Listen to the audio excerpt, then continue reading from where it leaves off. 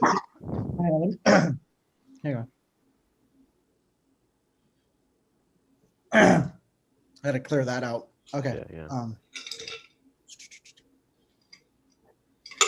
And this is Anything for the Podcast, where anything and everything goes. My name is Chris. I'm Willie. And I'm Memo. And on this episode, we are brought to you by the famous Shai. Hello, Shai, and welcome to the podcast. Hello. It's good to be here. Good to see everyone. I'm not really famous yet, but maybe one day we'll get there. All right. As long as I'm famous in Chris's mind, then that's there we all go. That matters, you know. Hey, man, that's currency you can't buy, bro. Yeah, absolutely. We've been friends for like 10 years now. That's a song. Honestly, a little backstory. I met Isaiah in high school. We were both in the cross country and track team. We just bonded over memes, Skyrim, comics, Star Wars, typical, teenage bro stuff. Yep. And then you just released a single. Yes, I did. About 3 weeks ago? Yeah. Tomorrow, I think. Just about, yeah. Beautiful fucking song, dude. To be honest with you, I was really surprised by it. Oh, really surprised. Good. By it. Well, that's I hope pleasantly surprised. Not, oh man, I thought it was gonna be good. And fucking I know, Chris. When you went in thinking like, oh man, he's talking about this for years, dude. Here you go. It's so good, Isaiah. No, it was really good. I appreciate that. Everyone's I've heard from seems to like it, so I'm happy about that. Well, I mean, you've always had a voice, right? I mean, you've been in show choir over at Burbank, which, to be honest, like show choir you can easily bag on it, but at Burbank they did have a really good choir program. We did have a really good program. That's true. Yeah. Wait, so were you at Camp Carroll? Yeah, I did that too. I didn't do show choir at BHS all through high school. I only did my senior year, but I started like in 4th or 5th grade, and then I did it all through middle school. Got to high school, wanted to do sports, and then I finished off my senior year by going back to show choir. So that's cool. Yeah, I knew because I went to Burbank High too, and I knew because I was in all the AP classes and the honor classes, and a lot of show choir kids were in those classes. So every fucking day, all I heard was "fuck Camp Carroll." Like, oh shit, this week. Like, what are you doing? And then all their singing competitions and stuff. So I was always half involved in that world because everyone around me was just in choir. And I'm just here. I'm like, all right, dude. Okay. Yeah. The worst was when there was choir kids in a class and they just be singing in the middle of fucking class. No, you gotta go a little bit. What are you gonna do about your makeup? I'm like, shut the fuck up. We're in chemistry. What the? Yeah. It's like this is not the time or place for that. It's funny that you mentioned the makeup thing, because I will say, terrible makeup. I was one of the I think I was in my class. I think I was one of the 3 black kids, and it was funny because one of the black kids was darker than me. The other one, my cousin Manny, I think you've met him. He's lighter than me, right? So I remember the first competition where they're like, "Oh, Isaiah, you have to put on makeup." I was like, "Do I really have to?" They're like, "Yeah, everyone's doing it." And so they tried, and they're like, "Oh, your complexion is it's perfect enough. You don't need to wear makeup." So I never had to do that shit. I'm so happy, Wait. Okay, sure. What's up with makeup? Well, I guess for being on stage with the lights and stuff, they want to make sure that everyone, if is able to be seen properly, because we singing and smiling and stuff. Out. No, I'm sure other choirs did the same program. Shit. Burbank's choir program was one of the best ones in Cali. Both of those statements are true. Other schools did it too, but Burbank, we were really good. Yeah. Yeah, you have to have that uniform glow on stage. Everyone has to have that uniform glow at even lighting and all that. And, but that's the thing. I was born with the glow, apparently. Shit. I think we found the song the title to this fucking Born with You know what? No lie, I'm gonna write that down. I don't know what I'm gonna do with it, but I'm gonna write it down. Oh my God! There we go. Before we go any further, Isaiah, you know how this kind of goes. We are gonna start with a quick shot. Right now, I got Three Amigos tequila. It was a Christmas Cool. gift that I just got from my dad yesterday. Oh, Nice. we got Suntory whiskey, Japanese whiskey. My birthday was a week and a half ago, and I bought myself some of that. Ooh, You can see it. You're Ooh. drinking, damn. That's man. what I'm That's drinking. that's really like bizarre. Like That's an who adult likes drink right there. gin? I'm sorry. What happened? Yeah. You're a gin guy. That's really bizarre. Yeah. I love gin. That's so I attribute it to my British heritage. I think they were drinking that shit so much back in the day, even Nice. though that was like 200 years ago. I guess that's one trait that I must have inherited. Didn't they drink gin? Gin tonics were made to fight scurvy. I think it was made to fight scurvy on ships. No, Huh. dude. No, I'm Hell not no. sure. I have no Gin idea. tonics Do were- you think these pirates were just on no, ships? not pirates. I know.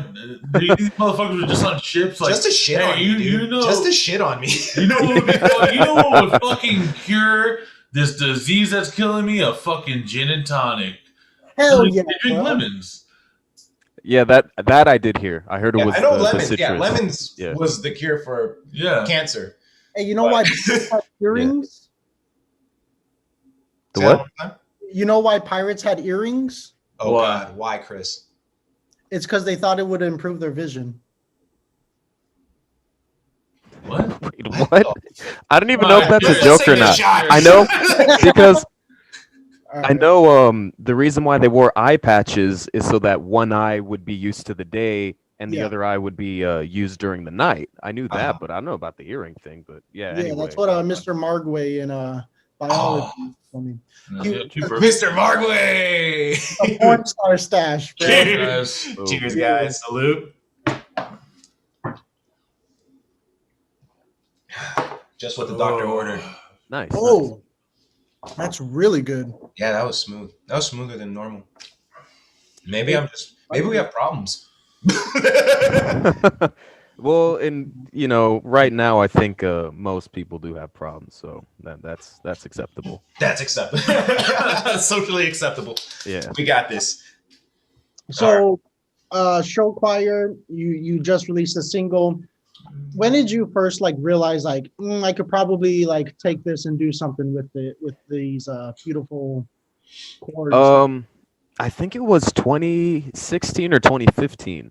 I had some friends who made music, and I actually wasn't even the one who came up with the idea. It was one of my friends. Was like, oh, you're a really good singer. I want to kind of branch out a little bit. So we started working on some stuff. Fell through. We didn't really do anything with it. And then I had another friend, same situation. Started doing stuff, fell through, didn't work, and I kind of took a pause on it until 2017. Another teammate of ours and someone that I've been friends with since middle school, Jonathan Gonzalez, went to college with these two guys. One's named Eric, the other one is Andres, and he introduced me to them because they make music. And so I did back in 2018 because I met them at the end of 2017. In 2018, because it just so happened, remember when I moved from El Monte to North Hollywood, right? Yeah. Eric lived like 5 minutes away from my apartment in North Hollywood, just randomly, right? So I did. Oh, was that the gentleman that I met when we were moving? Or Yeah, when I was moving to couch? leave the U.S. Yeah. We went to We'll get his into place. that a little bit. Yeah. It's a whole fucking Yeah, my other world podcast. tour. 2020 was the best year of my life. God damn it.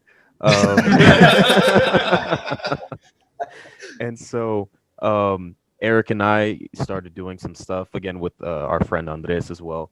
But my song that I just released, that wasn't part of them. And like Chris said, we'll get into it. So I guess I'll explain more when we do. When I was stuck in Congo for 5 months this past summer, God. I kind of got bored, started making some music. My aunt that I was there with, she, was learning to play guitar. Her guitar instructor kind of came up with a little melody based on what I wrote. Where did you come from, girl, won't you say? And for that, it was funny. I did 5 songs in Congo over summer. And for them, apparently it started off as a joke.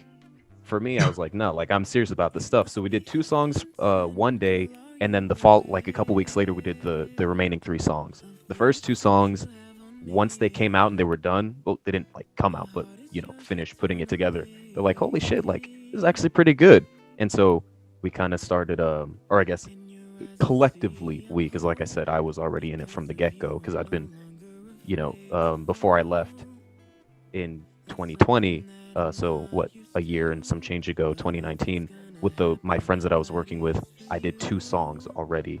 And when I was in Congo doing it, they heard the first 2 that we did, like, wow, this is really good. So it kind of has been a thing since then. For the past like 6 months, we've been planning things, working on things. So yeah.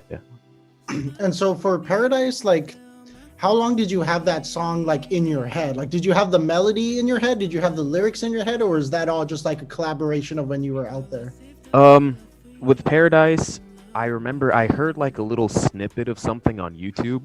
And I'm really weird when it comes to writing music because I can either write something that has no music to it, then we have to make music for it, or some cases someone like has a track and like, oh, write to this, so I can do that too. But a lot of the times when I'm trying to come up with inspiration for something, just if I hear a random snippet on the radio, random snippet on YouTube, I kind of like, get the idea in my head, kind of work with it. That's what happened with Paradise. I had that like a minute beat in my head, wrote a song to it, and then based on how I was singing it, when again there was no music to it, my aunt's guitar instructor was like listening to it. He recorded me singing it a cappella, and then he just kind of made the guitar to go along with it, and then adding more people, drums, piano, all that stuff. Dude, how funny is it that like your aunt's like guitar instructor just like left your aunt and like, yeah, practice. It was her idea. It was her idea? That's the thing. It was her idea. She would have him come over. Anytime they rehearsed, she made sure that I was awake, because summer in Africa at Chris, I was staying at like a really nice place. I would try to sleep in as long as I could, but she was meeting at like 8-9 o'clock. She'd make sure that I was awake so that as soon as she was done, he and I would just get to work, Okay. Yeah. So then, are you planning on like working on some more stuff, or like what's the? Yeah. So months, 6 months, a year from now, what's going on? All of that, isn't really up to me, unfortunately. But the plan is to release like a full album that we have going. Like I said, in Congo, I did the 5 songs. I guess technically they would be called demos, because if you were to, I think you heard the original version of Paradise way, way, way back then. Yeah. But because the official version that came out was worked on by one of her friends because she lives in Belgium. In Belgium, he's actually a legitimate sound engineer. I'm not sure if I'm legally allowed to say what I want to, so I'm not going to. But when I first met him, he was showing me projects for like people that he was working with, like big like stars like that. What is it rhyme with? Don't answer that question. Don't answer that question. Yeah, I'm not sure if I can answer, because the reason why I'm not sure is because the song that he showed me wasn't released yet. So I'm not sure if I can say, oh yeah, I listened to so and so song before it came out, but Wait, is it already out? I don't know, because I know who the artist is. They're very popular, but I don't really listen to her. Oh, we got a clue. Yeah. We got one. Yeah, there is a clue. And like goes through breakups a lot. I'm sorry, say that again. I didn't hear you. Is she white, blonde, and goes through breakups a lot? No, it's not Taylor Swift. Damn it. Yeah. That has to be Billie Eilish then. It's not her either. Oh, but funny enough, one of my friends used to work with her actually, because she's from Burbank too. No, she's from Highland Park. Yeah, Highland Park. I think. Whatever. He's got inside source, bro. Inside source. I mean, listen, I don't listen to her. All I know is that since she was brought up, I guess I'll say it too. One of my friends that I was working with, he's friends with her brother. Who yeah. And so once when I was hanging out with my friend that we were trying to make music, but we never ended up doing it. He was like, "Yeah, this is a song that I worked on for her." And there was this big producer in Europe who was like gave their permission or worked with them on it, and so they made the song. He didn't like what they did, and so he was like, "If you guys, because I guess it wasn't her style isn't the type of music that he likes, and I guess at the time when they agreed to work together, he didn't know or something. This was like 2016. I don't exactly remember all the details, but basically my friend was telling me that he and everyone who worked on it, they have the files to the song, but they literally are not allowed to release it in any way, shape, or form, or else they're gonna like get sued to like high heavens, Right. So I mean, I guess she's from Highland. I don't really listen to her. But yeah. No, my aunt's friend in Belgium.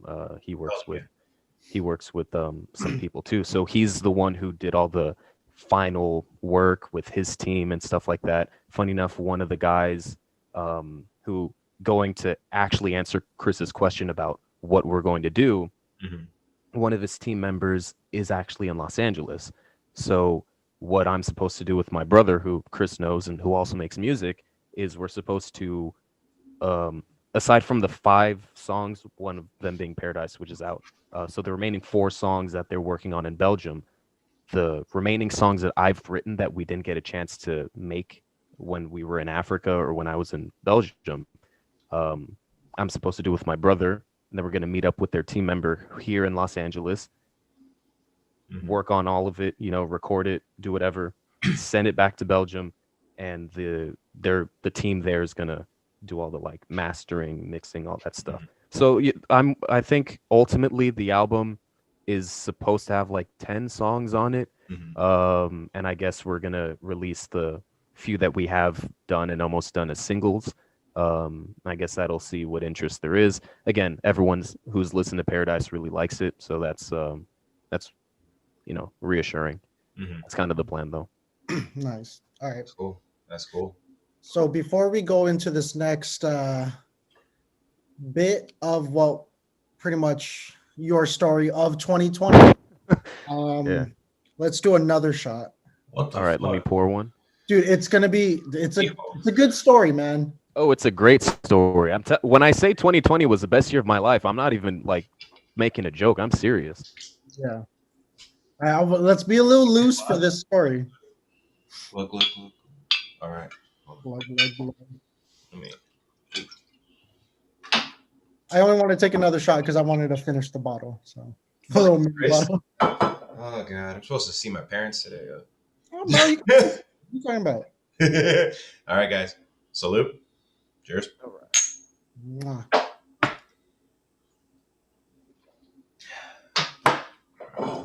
It's really good whiskey. I'm really happy with that. Really, really happy with that. The whiskey's great. Oh yeah. Alrighty. So, all right. At the beginning of 2020, yeah, before anyone really knew what was about to happen, went to Vegas. We went to Vegas. That was right. In February. Isaiah, you went to Belgium. I did go to Belgium, yes. Nice. Now, backstory. What was the reason of Belgium? Like what you had family out there, and what was the plan? All right. So, backstory. My mom in 2018 told me I needed to go on vacation. What? Wait. Yeah. Whoa. Fuck. Yeah. Hang on. She told Isaiah's me. Mom, lovely lady, BB. I bet. Oh no, she from that statement alone. I want someone to tell me I need to go on Points. vacation. Hella points. No, but here's the thing. here's the thing. She comes to me. She's like, "Oh, I think you need to go on vacation." I was like, I can't afford that shit. And she's like, "Well, yeah, but if I'm telling you need to go on vacation, that means I'm going to pay for it." I'm like, "Okay." So Sick. December 2018, because as Chris mentioned, I have family in Europe. As I said, I was in Congo. I was in Congo because my mom was born in Congo. She grew up there till she was 17. And then when she was 17 in 1990, she came to the US. And so she has a lot of family in Europe and a lot of family in Africa as well. I've been to Congo a few times. So I went in 2018, December 2018, I go to Europe, went on a tour, seeing different family members, some of whom I'd met before, others I never met before. Her brother, one of her brothers, because my grandparents have 9 children total, one of her brothers lives in France. So when I was visiting him in France, and he doesn't speak barely any English, and at the time I barely spoke French, now I speak a little more French. And he basically said to me, as soon as I got to France, you need to learn French. So I had that trip. I come back to the US, and he, had the conversation with my mother. And I was like, well, I can't just upright leave. I just got my apartment literally like 6 months before. I have a good job, all that stuff. So we kind of took the year to plan it. The year of 2019, we were going to plan. In August of 2019, my aunt, who lives in Belgium, that I also visited when I went to Europe in December 2018, she was in Africa as well with her husband and their kids. And I spent a lot of time with them. They were coming for Halloween 2019 because, no one does Halloween like Americans do. And they wanted their kids to have like an American Halloween. And that was supposed to be a yearly thing. 2020 kind of screwed that up a little bit. But, once things get back to normal, it'll be a yearly thing again. Yeah. So when they were coming in when they came for Halloween, they stayed at my mom's place. And she was like, oh, you're going to be seeing a lot more of Isaiah because we're planning on having him go to Europe in 2020 to learn French. He's going to stay with his uncle in France. And my aunt was like, well, have him come to Belgium. He's like, it's more affordable. And he can stay in one of our rooms and it'll be cool for him because, her kids, my younger cousins, they love me and stuff like. I mean, one of them did at the time. The other one, he literally just turned 2 like 9 months ago. So up until then, he didn't really give a shit about anyone, No. But his older sister, she's my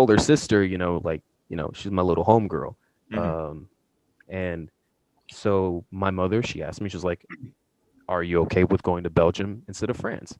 I'm like, "Yeah, I don't mind at all. If it's going to be more affordable to go to Belgium, I'll go to Belgium. It's not a problem." So at the end of 2019, got rid of my apartment, packed up my stuff, sold some furniture. As Chris said, we gave the couch to the guy that I made music with. Right. And I took a leave of absence from my job. For some reason, I hear Country Roads playing in the background of this story. Well, it's funny. That's one of the first songs I played when I got back to the US. Just so that it would be funny. But Perfect. West Virginia, Mountain Mama. Oh man. But continue your story. Yeah. Continue your story. Excuse us. All right. All right. All good? Yeah. All right. So,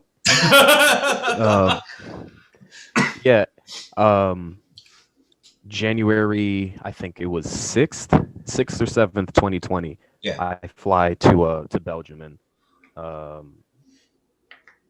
I started going to French school. While I'm going to French, we're planning because, at least at the time, an American going to a lot of places in Europe, you had a free 90 days, no visa, no problem. Okay. I was supposed to be there for 6 months. Oh. And when we were planning, what are we going to do at the 3-month break, which was, thankfully matching up with my French school's winter break, spring break. Okay.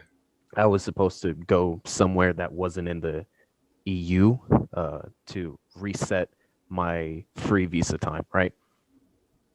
All of a sudden, people start getting infected and schools have to close and stuff like that. My aunt having a 5-year-old and an almost 2-year-old in her house, she was like, I'm going to go crazy being at home with my 2 kids. But back in Congo, her parents have a lot of money. They have a big house and she has her nanny there for her kids. So she says to my mom, calls her up. It's like, hey, I'm going to be taking the kids to Africa, to do like since everything's shut down anyway in Belgium. I'm going to take Isaiah with me because for all intents and purposes, she's kind of my adopted mom at this point. Right. And like jokingly, as I said, she's one of the people I'm working on the music with. My real mom refers to my aunt as my momager, like mom manager and shit, and so she's like, yeah, I'm going to take Isaiah to Congo with the kids and stuff like that. And my mother's like, yeah, that's fine. Of course, I'm 24 at the time. No one fucking asked me shit. I literally woke up one day, pack your bags, we're going to Africa. I'm like, okay. I guess. Yeah, right. So go to Africa. We're thinking, yeah, maybe we'll be there for a month, 2 months. No one knows how long this shit's going to go. As I said earlier, I was there for 5 months. And, it was kind of fun. Like I said, I'd been in Africa before a few times. And it was cool. They had a nice house. It was a big place because my aunt's dad is involved in politics. So he has a lot of money, he has a big house, all that stuff.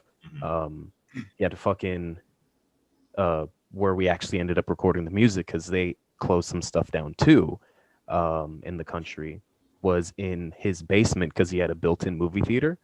So the sound system, yeah, exactly. It was perfect for it. And I was there for 5 months. It was cool. I got to see some family. Funny enough, at the time, because my grandpa goes back and forth. Right. At the time, he was actually there, so I got to kick it with my grandpa in his home country a few times. It was pretty cool.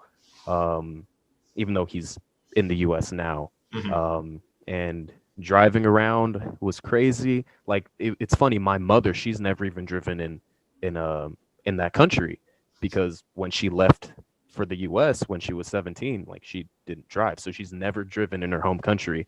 But I was driving there like almost every day because I was, driving to the grocery store because my aunt, she hates driving there. And even though they had guards, the guards aren't allowed to drive the civilian cars.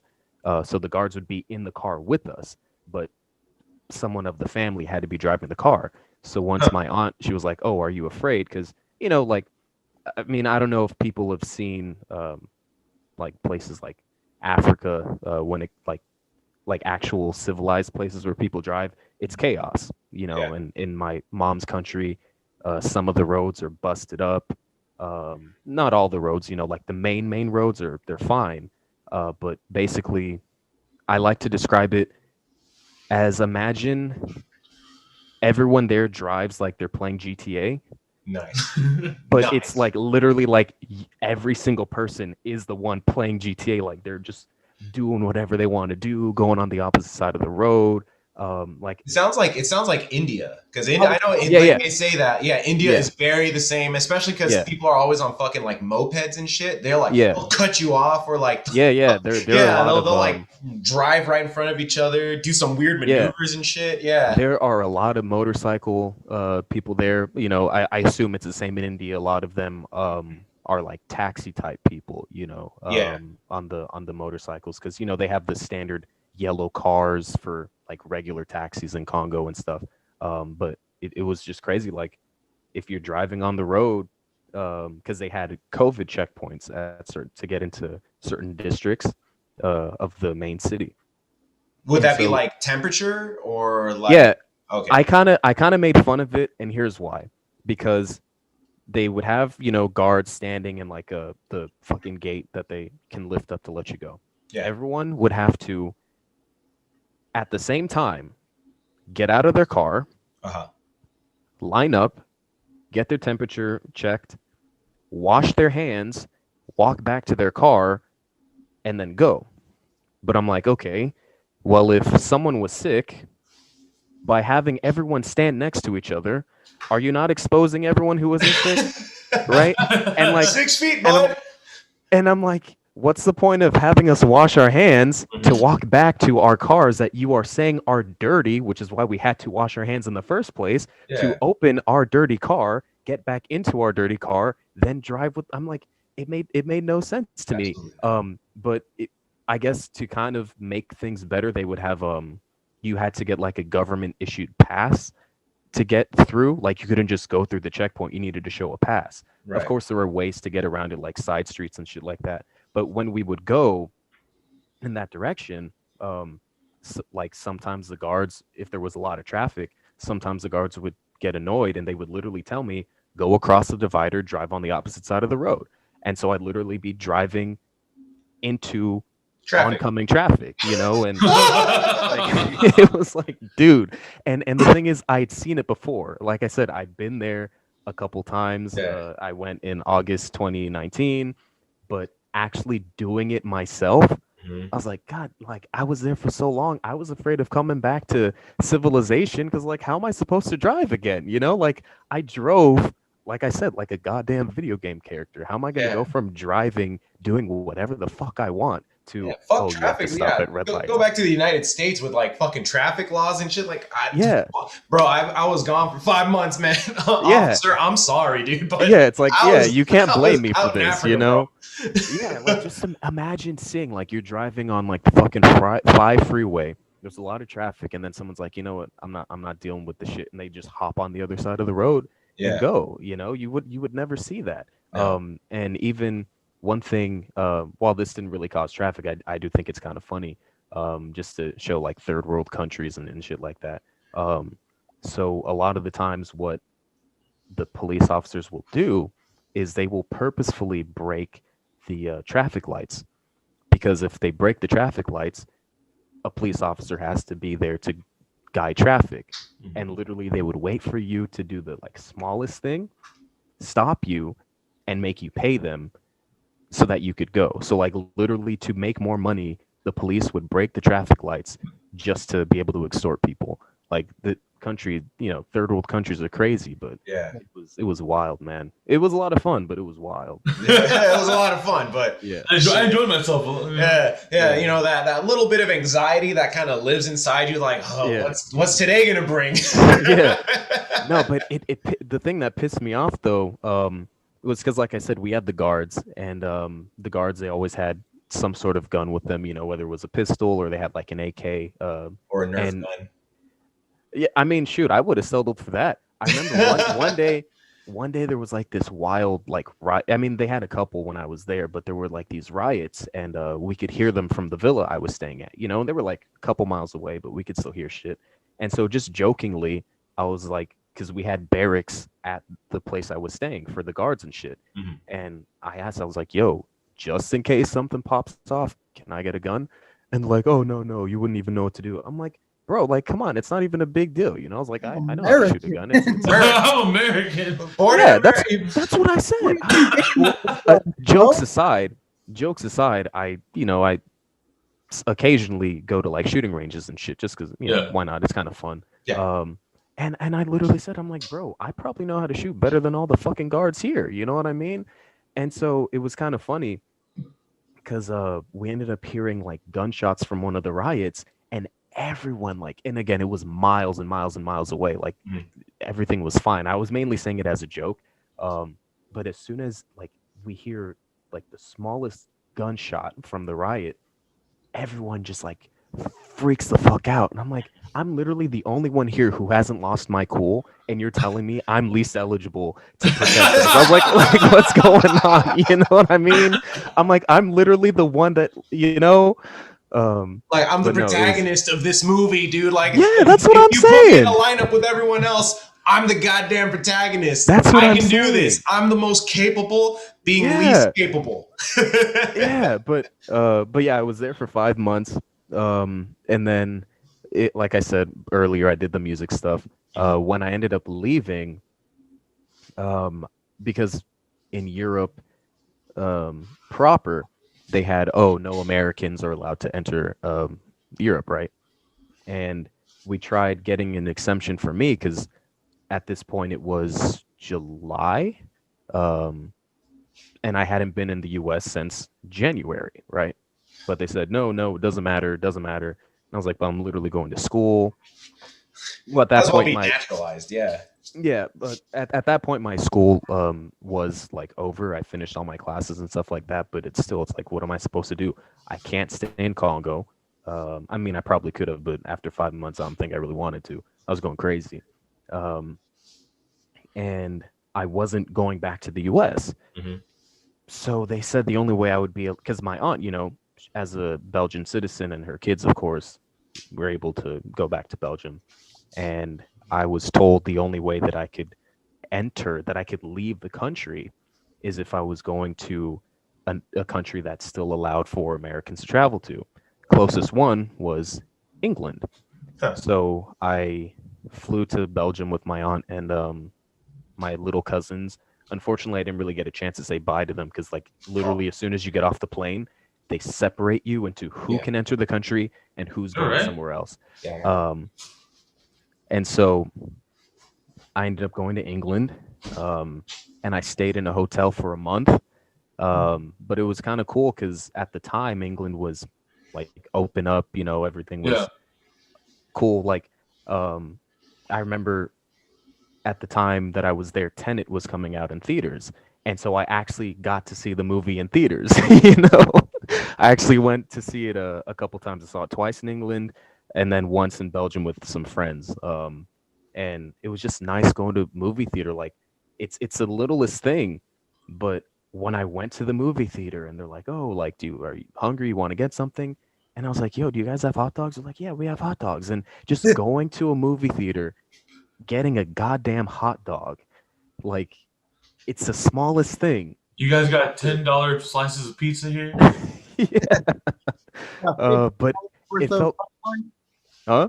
You guys got $15 worth of popcorn? What's up? All that overpriced shit. But no, like, I swear, it was one of the weirdest things to enjoy, was getting a hot dog at a movie theater. It's like, I know for me it was just 6 months ago when I was in England, but when's the last time that people in the US have been able to do that shit, or specifically California, at least? Yeah. The last movie I even saw in the theaters was probably Avengers, Yeah. And that's the thing. I don't really go to movies that often anyway. But just when the fact that I could, knowing that, Real, dude. straight up, just the fact that I could go. And so that was pretty cool. I do have some family in England, so I saw my cousins and whatnot. Made friends with the fucking people at the hotel because, like I said, I was there for a month. And like, I remember one of the managers of the hotel, like, I literally, the dude didn't drink, so he didn't drink with me. But like, one day I went down to get a drink at like the bar in the lobby, and then he was like, "Hey, bro, have you eaten?" And I was like, "Oh no, I was kind of thinking of getting something." And he's like, "Nah, fuck it. Like, I got a lot of food. You can eat with me." So I literally just chilled with the manager of the hotel. Oh, that's cool. Like, eating food with him, and like I said, I was drinking it and stuff like that. But it was kind of cool. And as soon as France was able to, technically what I did was legal, but I'm in the US, so I don't give a shit anymore. Belgium specifically said no Americans can go. France eventually opened up their borders for everyone and then, closed again. But since I needed to get back to Belgium, because that's where most of my shit was, that's where my Xbox was, where my PlayStation was, most of my clothes were there. And so when France opened up the thing, there's a train that goes from England into France. So, and when you like do the border checking to get through to the train, it's French people doing it. So since France allowed for travel, specifically Americans to travel, that was like my ticket to get back into Belgium. So I literally had to take a train from England into France. And since Belgium and France are like right next to each other, I went to a place in France that was like an hour drive away from where I was living in Belgium. My uncle drove, came to pick me up, and since it's all the EU, they don't have like border checks. I technically got smuggled back into Belgium. Dang, it sounds like a race against time. Like yeah, like because like they could shut down at any point. They could shut down at any point. Let's Literally. go. Literally, it's like that's the thing. It wasn't like, oh, as soon as France was like, we're open, we're good to go, I had to leave, and then I was there for a couple more months. When I was in Belgium, they were kind of a little restricted. Then they opened up again, so I got to hang out with the friends that I'd made. Going like a couple trips was cool, but then they started getting more restricted again. And then in November, my 3 months was coming up, and so I was either going to be doubly illegal in Belgium, or I had to come back to the U.S. I mean, there was also the option to go back to England or something like that. But again, with everything randomly opening, closing, we were like, either I go back to the U.S. or I go to England or Ireland or something like that. Just and hop risk, back and forth. yeah, but it was the risk of getting stuck, just in case they close down again. Because like, what if I go? Literally, all I'd have to do is go in, get my passport stamped, stay a day, come back, get my passport stamped, everything restarted. But it's like, what if as soon as I get my passport stamped, they're like, oh, we got to close, and then we're stuck again. Yeah. Psych! You fucking die.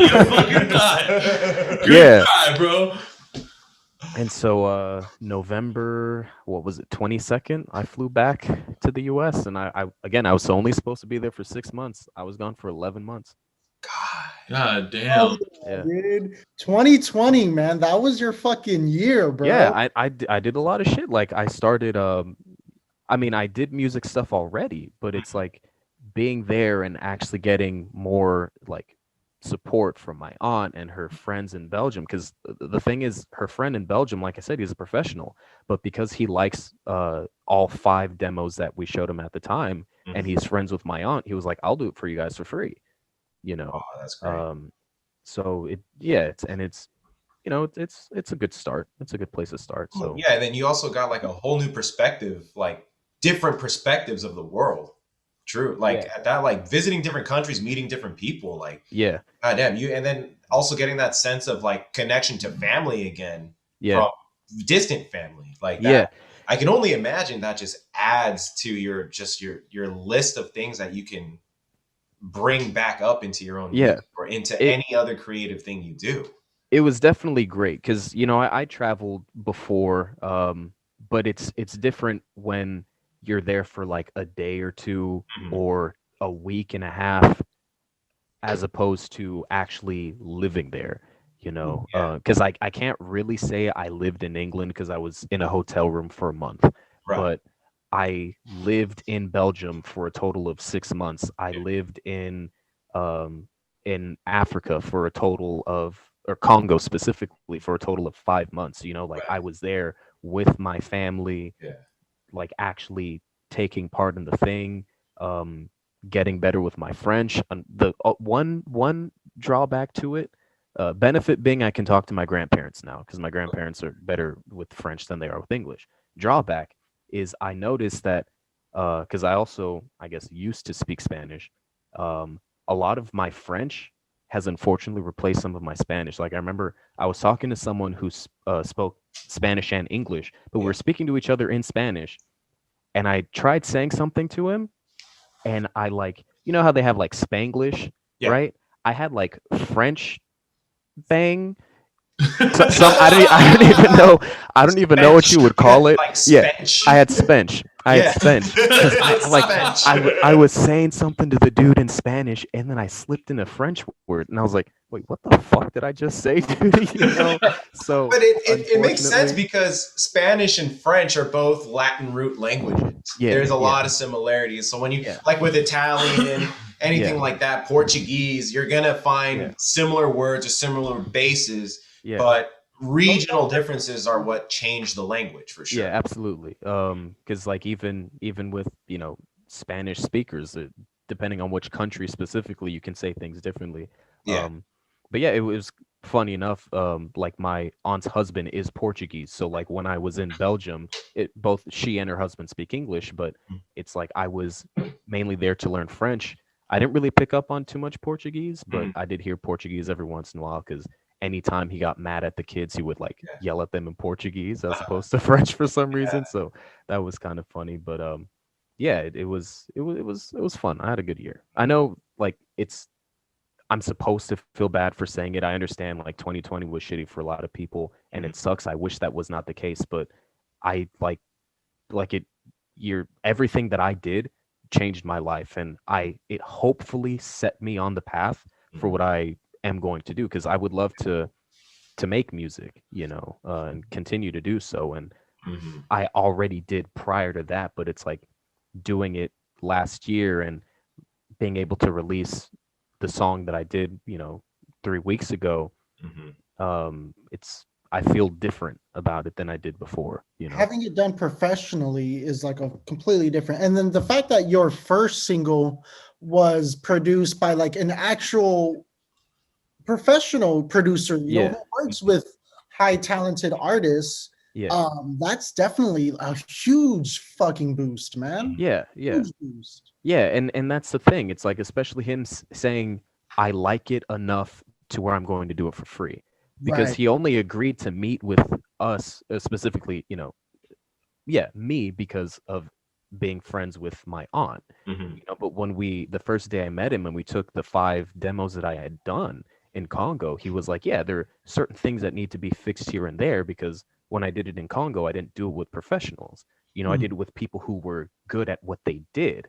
But like you said, this guy's a professional. He works with people in the industry. Yeah. And just him saying, yes, he's like, when you agree to meet with someone because you're friends with them, a lot of the times you will get someone who's like, they're not really that good. Yeah. But he said, listening when you came and you brought me these 5 songs, listening to them, he's like, yes, they're not perfect because we need to do the professional touches to it, but it's at least good enough to where I want to do it. And I'm excited to actually work on it, so it was definitely a confidence booster, Hell yeah, definitely, man.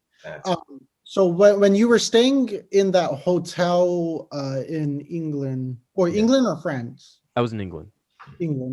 Like, was the hotel like other people staying there, like kind of doing the same thing that you were doing, like trying to just figure out their next move, or was it more people? Yeah, like did you run into other people like in limbo, like just similar situations as you? Because I know there were people that were stuck in the UK and the EU that like had to live in the airport. That like were living in the airport for like months at a time and stuff like that. Yeah. Did you run into anybody else? No. Everyone that I think I was the only person that was in a situation like that. I mean, being stuck in an airport is shitty, but when I was in England, the people at the hotel room, like they were, because at the time England was open, and a lot of the people were, because there was a hospital right next to the hotel, and a lot of contractors who were doing work in the hospital stay in the hotel. And so a lot of people were there doing that. And I got to meet and like drink with some of them, which was kind of cool. But other than that, a lot of the other people were just like people who were staying in the hotel because they were visiting the area. Like making friends with the hotel staff, I learned that they were a little understaffed because when things open up, some of the people working at the hotel went on vacation to other parts of England, So it was just like people living life regularly when I was in England. Of course, after I left, after some time, things kind of started closing down again. But being in England was cool because it was the first time I was in an English-speaking country since I left the U.S. But funny enough, the people who worked at the hotel also spoke French, so I got to practice a little bit. But yeah, it was just so crazy because leaving Belgium, going to Africa, being stuck in Africa for 5 months where yeah, don't get me wrong. I like Congo. It's where my family's from, at least my mom's side of the family. Yeah. But like I said, it was fucking chaotic Yeah. and fun, but you can't live in chaos all the time. Like if you're not born into chaos, you kind of need some like a sense of normalcy. So going from that then back to England where it's like, oh, like things are open, I can go to the mall, I can go to the movies, restaurant, people speak my language, even though I think Americans speak better English than British people do. It was just yeah, I'm not gonna lie, I do. Dude. Well, if you run into someone with like more like a Cockney accent, I ran into a lot of those they people. kind of like slur their words a bit. You're just like, what the fuck are you saying, I ran into a lot of those people. The hotel I was at, people could actually speak. But when I was like walking around London, like the London Bridge area, like just walking around and shit, I made friends with a homeless dude. Nice. Yeah, and but like some of the people, I was just listening to them. I'm like, bro, how are you literally like you made the language and you can't speak this shit? You know what's wrong with you, bro? I don't think that's the Queen's English, there, guy. Yeah, that's a little bit off. No, maybe the fucking trap Queen's English, but not the Queen. You know? Trap Queen English. Yeah. So like, day to day, when you're stuck in like the hotel from The Shining, like what do you do? Like what's you don't have to right? I watched a lot of. Oh man, I don't know if I can say this word because I don't want you guys to get in trouble, and I don't want to get in trouble myself. So fuck. I watched a lot of British television. Okay. I walked around. I did some writing. I wrote like 1 or 2 songs when I was there. Like I said, I visited some family that lived in England. Right. And I just gotta say, like, I don't know. Like the days just kind of blended together there because I didn't have much to do. Like when I was in Congo, it was like, yeah, I'm gonna go grocery shopping. I'm gonna go visit my uncle. I'm gonna go visit this person. I'm gonna take my cousin to tennis practice. Which I actually wanted to bring up. The tennis teacher was a fucking alcoholic. One of the guards I became friends with, and he took me out one day and we went to like different bars and areas drinking. One of the places we went to, the fucking tennis coach was there, right? And so no, but here's the thing, like I see the tennis coach, he asked me to buy him a drink and I was like, all right, I'll get him a drink. So I got him a drink. The next day I was taking my cousin to tennis practice. This motherfucker shows up to teach tennis wearing the same fucking clothes I saw him the day before at the bar in, bro. I swear. I'm like, this dude came smelling of alcohol. I'm like, bro, he didn't come home. He didn't go home. He went straight from the bar to teach tennis. That shit cracked me up. Holy shit. How else are these kids supposed to learn? Yeah, I guess so. How is he supposed to handle teaching?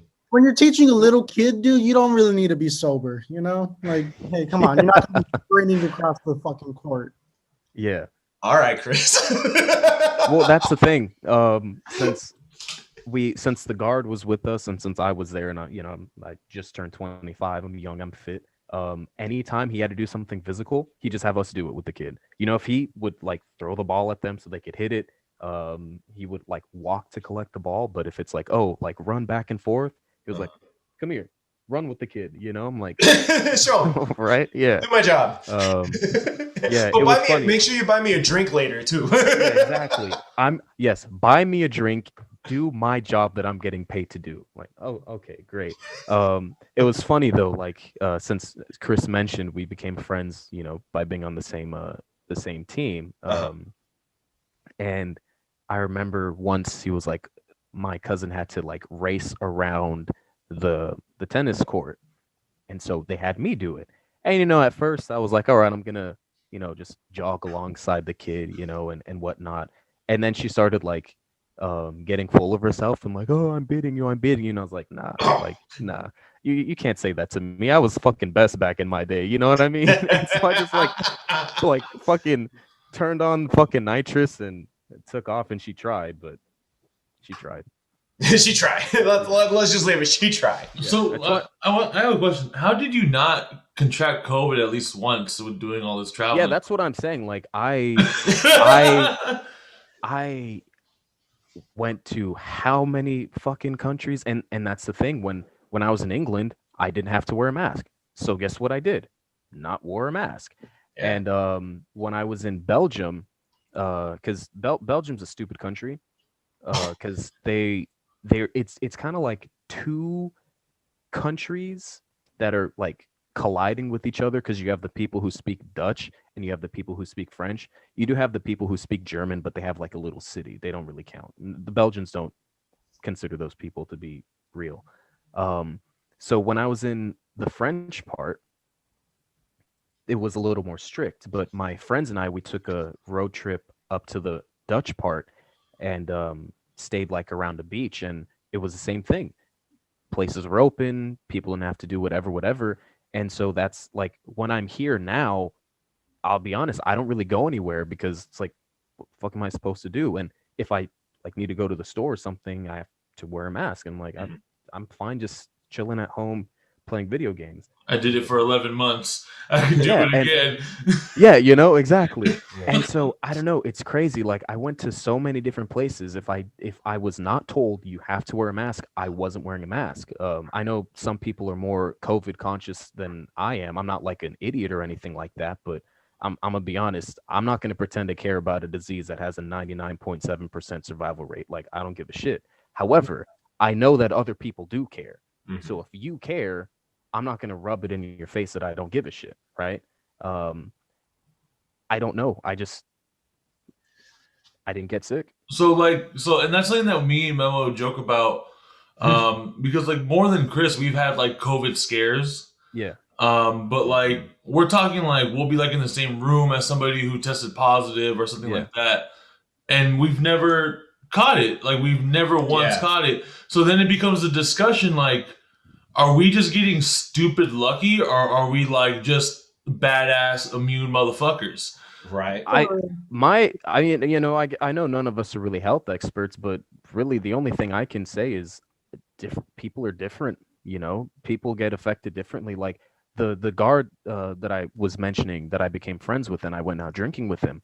Actually, one day we were having a birthday party when I was in Congo, and my aunt asked me to run him to the hospital because he was getting really sick.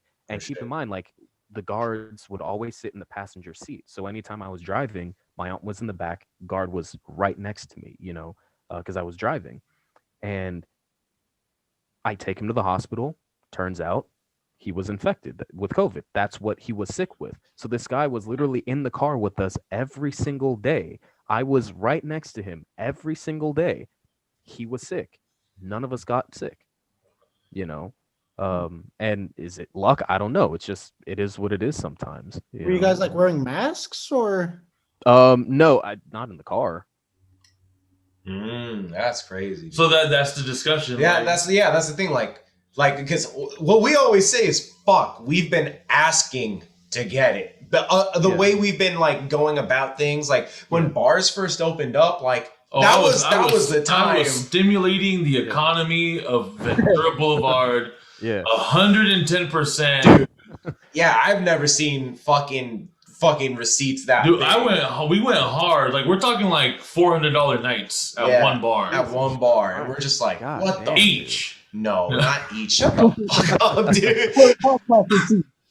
But still, and we're around all these people. Yeah, people are wearing masks. But the thing is like outside of the table when they opened up dining, no one was that like separate. It wasn't like they were really paying attention to like the social distancing of tables and stuff like that. Yeah. But then like a lot of our friends in our group have got it. Yeah, not a lot, maybe like 3. I had some relatives get it. I had some relatives get it. Not a lot. Okay, so all the research is showing that like most aren't from restaurants having outdoor seatings. That's the thing. And I had another point earlier, but I totally forgot it. Well, a lot of the cases that I've seen, like with people that I've known that caught it or were around, is from family visiting family. is more dangerous. Yeah. Fuck going out drinking with your friends. Like, you better watch out when you go visit your mom, bro. And that's the funny thing too, because when I was in Africa and in Belgium, where people, like I said, people were taking more seriously there than when I was in England, right? When I was in Africa and in Belgium, people were literally like, if I don't know the person, I'm not getting close to them. And so it's just funny to hear saying like, yeah, it apparently is more dangerous to be around relatives. And I don't know, maybe it's because people let their guard down. It could be the thing, but because I will say, like, even traveling through parts of the US, I noticed a lot of people, and it pisses me off because I do it. Well, I do the proper thing, not the shitty thing. Okay. I notice a lot of people who don't wash their goddamn hands after using the bathroom. And like I always do. Like, it doesn't matter. I'm going to wash my hands. And so I don't know. It's like, I think really people just need to be more clean, I guess, because there are some dirty ass people. I mean, shit. And I don't know. I don't know the answer. Jesus, man. But So, yeah, like, I went to a lot of different places. Yeah. in And I'm chilling. Congo, man, like, this is a dumb question, like asking you, but like, what's that like, dude? I've never like traveled outside of the U.S. except for Cabo or fucking Nada. Like, what's the vibe there, dude? Poor. Well, yeah, there's a relative that's Damn, a fucking dude. politician, apparently living in a fucking villa. So yeah. Actually, fucking can we talk about? I don't know if you want to like disclose it, but like that picture for your single. yeah. That was in the backyard that I Yeah. was of the place I was staying at. Nice. We'll show it right here. Fucking nice spot, bro. Yeah. Nice spot. Yeah, that because that's the thing, that relative. I don't mind, giving general shit. Well, I don't think anyone's gonna go to the Congo. Yeah, even if they did, oh my god, podcast and be like, I'm friends with your relative. Can I stay with you? It's like, fuck off. I heard this spot in a podcast. Yeah, because my aunt's father, and so because of this, I had a different perception. Like, even my mother was joking a couple days ago, funny enough, that when I first went to Congo back in 2014, I believe was my first time going, right before high school. It was her first time going since she had left. So I don't remember this, but apparently one day we were driving around and I just saw like a random kid walking around this little neighborhood with no ass clothes on. And I thought it was weird because naturally I think it's weird if a random ass kid is walking around a neighborhood with no ass clothes on. But they were like, that's just how it is in Congo, specifically in poorer places. There's a lot of like shanty type areas, not like overwhelmingly. Like, most people have jobs, they make enough to take care of their families. Not everyone in my family has a lot of money. They do struggle, but they are still able to make ends meet, right?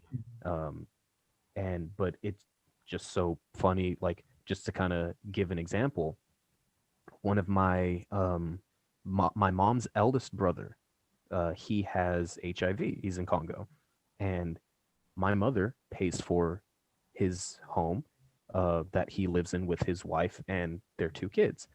I think she pays like $500 a month, and they have like a 3-bedroom place. That's beautiful. And they're comfortable. And so that's the thing.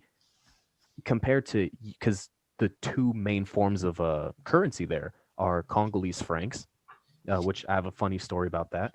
Well, I think it's funny, it may not be. And US dollars, right? So it's like, if you have, especially being here in California, like my 1-bedroom place was like $14.50. Bro, your spot was $14.50? Yeah. Yeah, North Hollywood. Yeah. Okay, so like his spot was along the 170 where that big soccer park is, if you guys are familiar. Yeah. Oh yeah, Sun Valley, the park. Where there's no parking. Yeah. $14.50, bro. Yeah. Jesus. Yeah, and that's the And thing. it was It's like one bed, one bath, or was it a yeah, studio? one bed, one bath.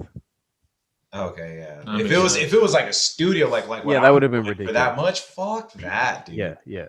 Most of when I was looking at that time, before moving there, most of the studios I saw were like 1,000, Yeah. or so.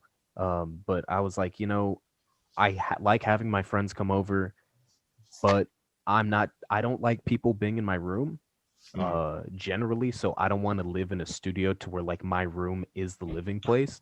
Right. So that's why I did the thing, and that's the thing. One bedroom, one bathroom, 1450. They live in like a 3-bedroom, 2-bathroom place, 500 a month. Wow. Dude, You you gotta know? move to Africa, bro. Yeah, that's the thing. We save up our money, we go there, we can have a good time. Like I remember, because my first time going I was 14. My second time going, which is related to the funny story I have to go, I was 23, right? Mm. So I meet up with some of my cousins, and my cousins' friends. We're drinking at this bar place, and we had like between the 6 of us, I think there were like 30, 25 beers that we had. And keep in mind, it's not like they're tall, in Congo. Like you get some bang for your buck, when it comes to drinking, and eating too. Eating and drinking is very affordable in Congo. And I found out because 6 of us drinking with like 25, 30 beers. My cousin asked, he was like, "Oh, do you mind paying? And next time we go out to eat, I'll cover it." And I was like, "Yeah, sure. Just let me know how much it is." I paid like $20. Nice. You know? God damn. And $20, 400. Fuck. yeah, Moving to Congo, man. Might be the move. Yeah, Moving to the Congo, dude. straight up. I was Might be the like, move. I was like, hey, that's the thing. If you can get a good place, it's actually not too bad. It's actually not too bad. Like I remember, first time going, like I said, was right before I started high school. And when I got back, people were like, "Oh my God, did you like live in a hut? Did you see like lions walking around?" I'm like, motherfucker, no.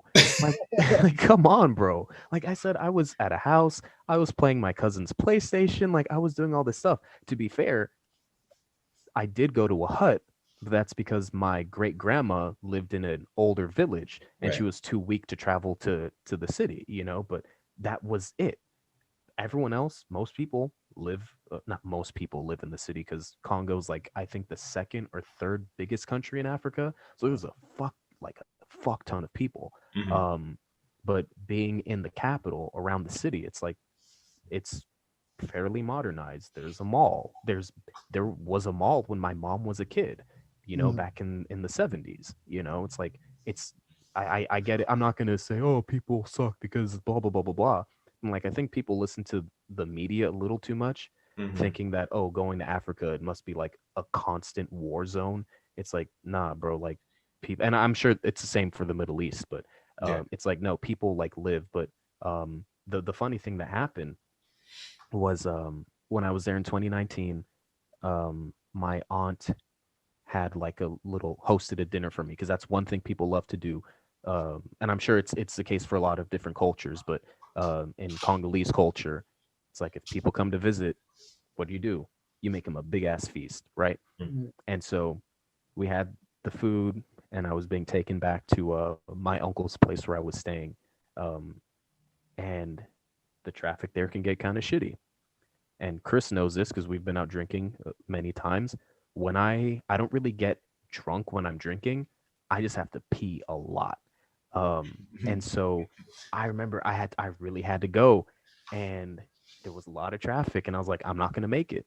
So my cousin Kevin, who speaks a little bit of English, we get out of the car. We're like, let's go find an alley just so I could take a leak, right? So we find an alley. There's like a broken down car there. I peek behind the car. He's standing watch. All of a sudden, I hear him talking to 2 dudes. I peek around. I see that he's talking to 2 police officers, right? Now, keep in mind, it is completely legal to take a piss in an alley in Congo. But like I said earlier, the police are going to look for any little thing that they can do to extort you, Oh. and they're not going to let you go. So they were like, "Oh, you need to pay us 1,000 francs, right? Now, Which what's that is- in U.S.? When I was there, it may have fluctuated a little bit in the year and a half, but when I was there, 1,000 Congolese francs was 60 US cents. Oh, Shit. 60 cents. Yeah. okay. So these dudes are trying to arrest me over 60 goddamn cents. Now the thing is, I left my wallet in my bag, which was in my aunt's car. Now we were arguing with these dudes for I think like an hour. 30 minutes passed by, and then the car shows up to us. Like, keep in mind, we walked like 20 feet to get to the alley from the car.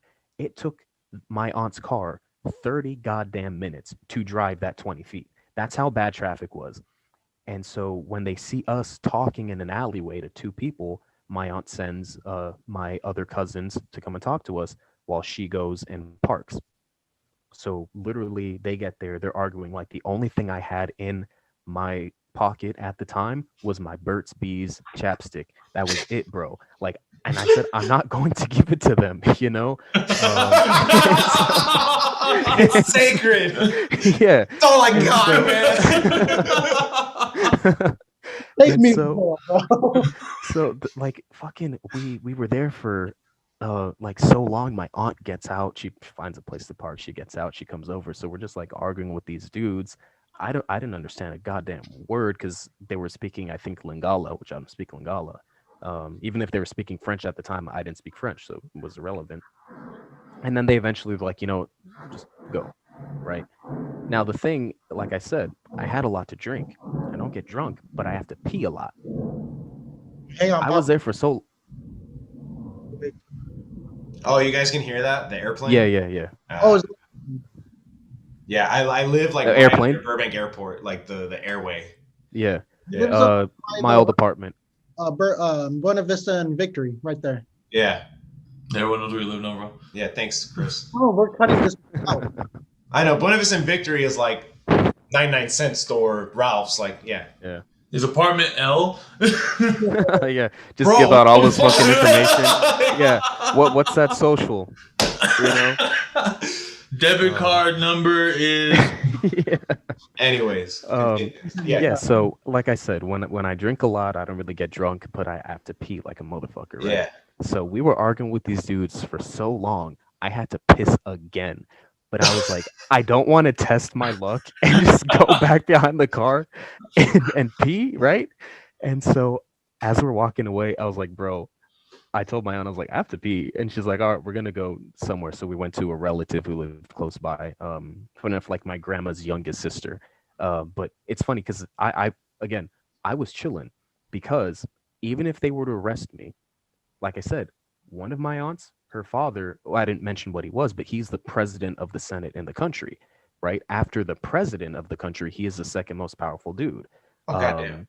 With the exception being that he doesn't have a term limit, you know? So he can basically just, I mean, he has been doing it for like decades and decades and decades because he can keep running for office if he keeps winning. And so, You know who you're dealing with? Yeah. so I was like, it's simple phone call. If I get arrested, call her. Dudes are gonna get fired. I know it. And then Can't you just say that to the officers? I mean, maybe, but why would they just believe some random American being like, "Oh, I'm related to the president of the Senate"? Be like, "Bitch, no, you're not. You don't even speak our language," you know. So, Yeah. and another relative of mine, my uncle that I was staying with, his wife is related to the previous president, you know? So it's like, either way, I'm going to be fine. So the next morning, I'm talking to my uncle and my aunt, and I was like, yeah, so this happened. And they're like, wow, that's ridiculous. My uncle tells me a story of what happened to his friend, right? Similar situation. He has to pee. So he takes a leak in an alleyway. Cop sees him, comes over, asks him for 500. As opposed to the 1,000 that they asked me for. They asked me for 1,000 because they heard that I spoke English, so they assumed I had more money. Dude's like, oh, yeah, I don't want any trouble. I'll pay you. He reaches into his pocket, sees that he doesn't have a 500. He only has 1,000. So he's like, I don't have 500. I will give you 1,000. Now, I don't know if this is like nice or even more stupid, because either way they're trying to rob this dude.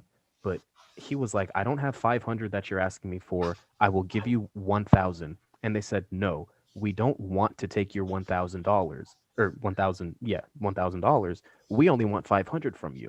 So since we don't have change, you're going to sit here until you have to pee again. And once you pee the second time, we will take your 1,000. So it's 500 for each. It's like, bro, just take his. You're robbing him anyway. Like, imagine you're trying to rob someone. Hey man, they gotta make sure they're right with the Lord. Yeah, you know, you're gonna like just take his $1,000, bro. You know. Oh man, Congo's a trip, bro. It's fun. We should go. We should go. Please, dude, please take me, man. Yeah. Please. Of all the places you were visiting / stuck in, who had the best food? Oh well, no offense to British people, they suck at food. Yeah. From what I've heard, they lack seasoning. They lack seasoning. Well, man, you didn't like waking up to eggs, beans, and sausage? First off, the only beans I eat are Congolese beans. I don't like beans. But the way the Congolese people do it, they take their red beans, they cook it in palm oil, and then you serve it over rice, white rice, brown rice, whatever. Throw some sugar on that bitch. Oh my God, it's fucking delicious. Have you had it, Chris? My mom makes it sometimes. Your mom has never made me food. Oh wow, I'm sorry. He's like, shit, got some making up to do. All right, next time, because here's the thing, you know, our boy Jake, he loves the beans. Bernie, he loves the beans too. So next time my mom makes the beans, I'm gonna make sure you get some, because you have to have the Congolese beans. Mm-hmm. It's funny because, you know, I don't know if you're still friends with him, Chris, but like my friend Bernie, he's Nicaraguan, right? So you know, he has beans are a regular part of his like food and shit like that. Right. His mom one day calls my mom because back in high school when he had it for the first time, he liked it so much. He told his mom, he's like, I'm not having beans unless they're the Congolese beans. And she got pissed off. She's like, she calls God damn, dude. She calls in my a mom household. Yeah. To fucking diss your mom's beans, right? Like your beans ain't shit, Teresa. Fuck you, Maria. I'm sorry. What's the shit in the can, bro? No, but straight up, like his mom called my mom, and she's like, "What did you do to my son?" Like he comes to me, and he's like, you know, it's like he will not eat my beans ever again. No, next time my mom makes some, Chris, I'm gonna make sure you get some because you can't be my friend and not have the Congolese. You guys can get some too. But no, definitely. I would say Belgium. See, knowing that my 3 favorite foods are pizza, which is Italian, French fries, which is Belgian, and waffles, which are Belgian, you would assume that the answer would be Belgium, because Belgium has some pretty good food. Like Europeans are good with food. Europeans, I don't really know what Germans eat, but you know, French people, Belgian people, Italians, they're good with food, right? Right. But I don't know. Like when I was in Congo, I had fucking crocodile, bro. That shit was delicious. That shit was good. Yeah, it tastes like chicken. Hell. Yeah, it kind of tasted like a poultry. Like, yeah, it was kind of like a cross between a fish and chicken. Crocodile was good. We had it on a few occasions. It was fucking dope. We got it from this restaurant called Nyama Choma. Don't know what that means. I don't speak the language because that is not French. And I remember one of the chefs simply because his name is Chef Obama. Nice. And it's like, you're not going to forget that. You know what I mean? And it was funny because the first time he came over, since his name is Chef Obama, to cook, he literally had a T-shirt with Barack Obama on it. I'm like, bro. Was it the Hope shirt? Yeah, I think so. Too easy, dude. Yeah. And I'm just like, Yo, come Congo on, sounds man. lit, bro. No, Congo. Here's oh shit, my charger fell. The thing is, Congolese people, like, I mean, I'm sure it just goes for Africans in general, but Congolese people, they love to party. Like, that's the thing. If you're just chilling, like my mom says, the easiest way for Congolese people to get out of control is they say, we're gonna meet up, we're gonna have some food. One person brings some drinks, another person turns on the music. All of a sudden, what turned into a simple dinner, it's a fucking party. And it's really cool in Congo because, like I said, food and drinks are generally very affordable. Right. So you don't need a lot of money to have a good time when you're in Congo. Because when I was with my cousins back in 2019, when we were actually able to go out to places, because when I was there for the 5 months, a lot of places were closed. Mm-hmm. So we couldn't like party and shit.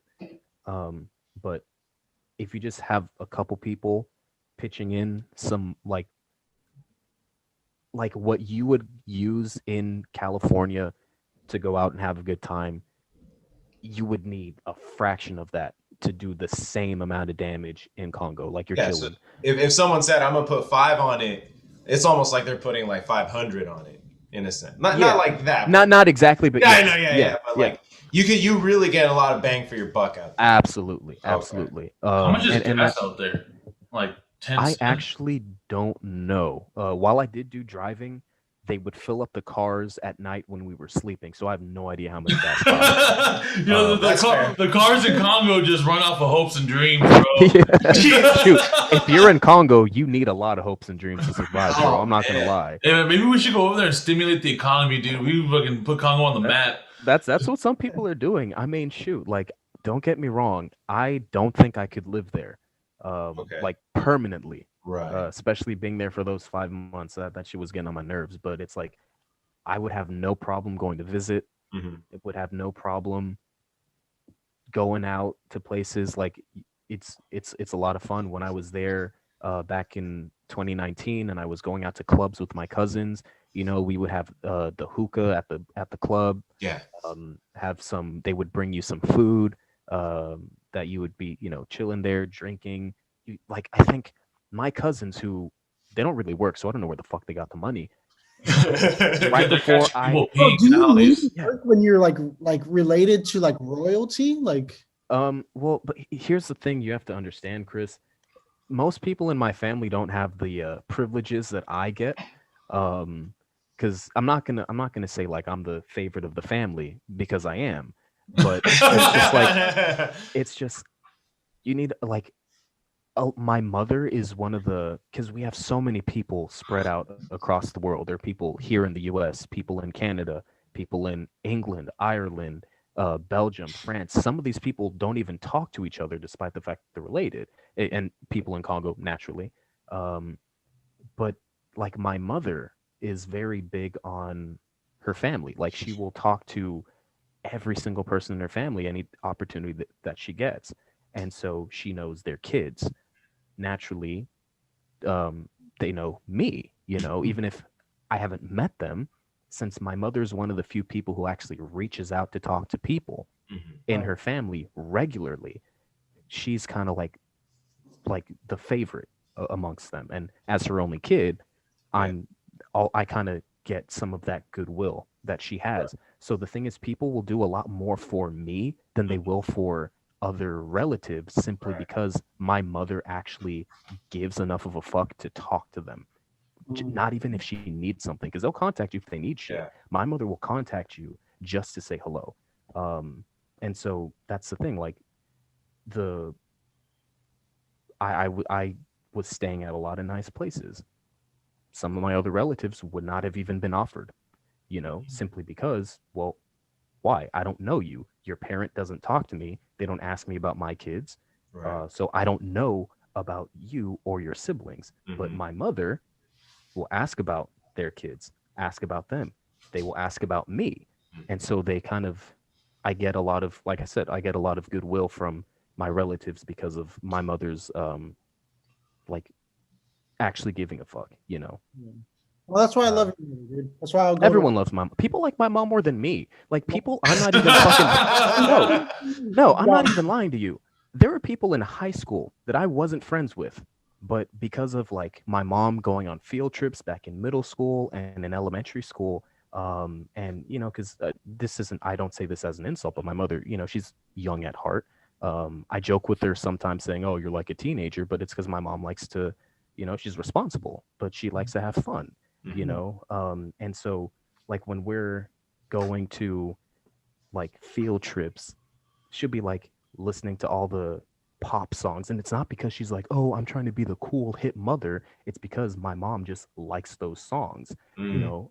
And so a lot of the other like classmates, they would you know, have that weird connection. Not weird, but you know what I mean. It's like, oh, like Isaiah's mom, she listens to the same songs and whatever. And so then in high school, people would ask me, oh, how's your mom doing? Is she okay? Tell her I said hi. I'm like, when was the last time you asked me shit about myself? You don't even care about me, you know? Ridiculous. But no, but what I was saying, it's like we were going to the clubs, and my cousins, like, they don't really have like regular jobs. They just get little allowances to eat and stuff like that. And like, I swear they buying like bottles of fucking Jack at the club just for us to be drinking and stuff. And it wasn't even like dropping a lot of money, you know. Well, international bottle service sounds amazing. It sounds very affordable. It was cool. It's just like you know, take some shots, drink your beer, smoke some hookah, go and dance. Yeah. God damn, dude. Yeah, I've always wanted to travel because I haven't been out of the country since maybe I was like 13. And I went to Mexico, but my parents, both of my parents are from Mexico. They're from more like mid Mexico, like a little bit deeper in Jalisco and Zacatecas, but I haven't been there Zacatecas. I haven't been there since I was 8 years old. Yeah, Jesus Christ, man. Down there. And so I didn't know Spanish growing up. Yeah. Like I understood it, but I couldn't speak it because I was in fucking Burbank. So like white kids all over the place. Everyone spoke English, like barely any ESL. Like there was like 4 kids maybe in ESL that only knew Spanish and shit. And then like we started going to Baja only, like Baja, like Ensenada, like maybe when I was like up till 13. But even then, like I didn't need to speak Spanish really. Like I knew I could kind of understand it. Haven't been back since. I'm 28 now, so I'm like, fuck, shit, dude, like it'd be a completely different experience out there. Especially now that I'm like somewhat proficient in Spanish. They'll know I'm pocho as shit. Like I was raised out here because I say different words. Like you know how you said earlier, different countries say things in Spanish differently. Well, it's also the same thing with like American Spanish versus Mexican Spanish. Even if you're Mexican, like. We say troca out here for a truck. For a truck, it's camioneta. Yeah. And then we say, parqueadero for parking lot, but it's actually estacionamiento. And it's just like all these, they'll fucking know who's from where and what. So that's why like I always worry if I ever go back, they're going to fuck with me hard. Dude, like I gotta go with someone who's like the $20 bill, bro. They've never seen that shit in their life. God damn it, Chris! It's so fucked up, but true. Yeah. No loyalty. Yeah, exactly. Oh, no, it's funny though. Yeah, it's true though. Last Sunday, I was actually with my friends that I had made the music with back in 2019. Because they also have even though I haven't met him yet, because he came after I left, because he lives in Chicago. I think he lives in Chicago. It's this black Puerto Rican dude. And so the 2 dudes that I work with here, sometimes, one of them is a white dude, and the other one he's Mexican. At least I think he's Mexican. I hope he's Mexican, because I said he was Mexican. So if he's not, I'm sorry, I fucked up. And they were like wanting to write a reggaeton song, right? And so they were kind of asking, because you know the Andres speaks Spanish, but I'm like 99% sure he's Mexican. As a Mexican, like you're kind of speaking different Spanish than what a Puerto Rican would speak, right? So that's kind of why they called in me, who you know the Spanish I speak is more Puerto Rican than not. And our other friend, who's the Black and Puerto Rican dude, we were kind of like using more of the like lingo that we would be using tropically. Okay.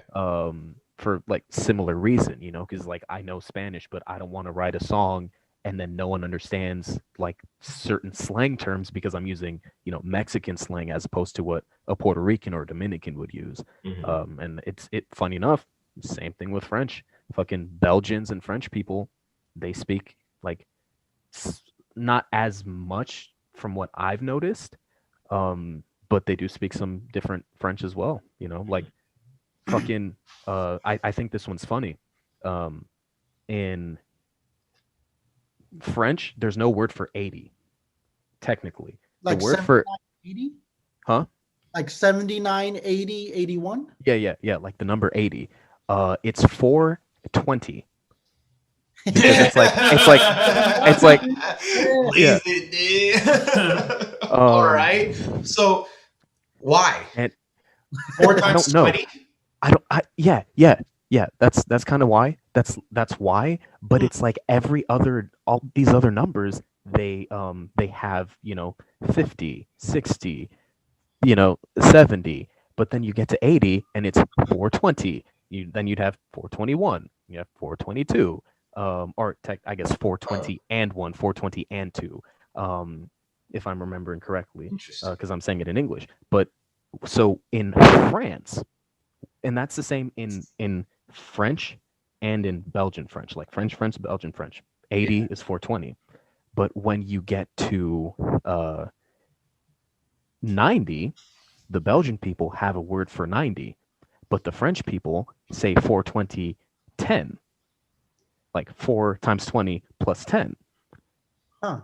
And I don't get it. It's like They Is it the metric system? No, not even. That just sounds like they just want to talk more. They're just talkative motherfuckers. We're just lazy pieces of shit over here in the States. No. Okay, we're saying I'm gonna start saying 420 when I say 80 now. Yeah, like just say 420. Yeah. How much is that? 420. You know how much cocaine was done in the 420s? The 420s. That's so weird. That's interesting. Well, because in Spanish 80 is 80. But and then 90, in English it's 80. And then I'm just, what the fuck? 420. That's interesting. That's super cool. Yeah. Well, I say that more jokingly. I believe it's actually 24.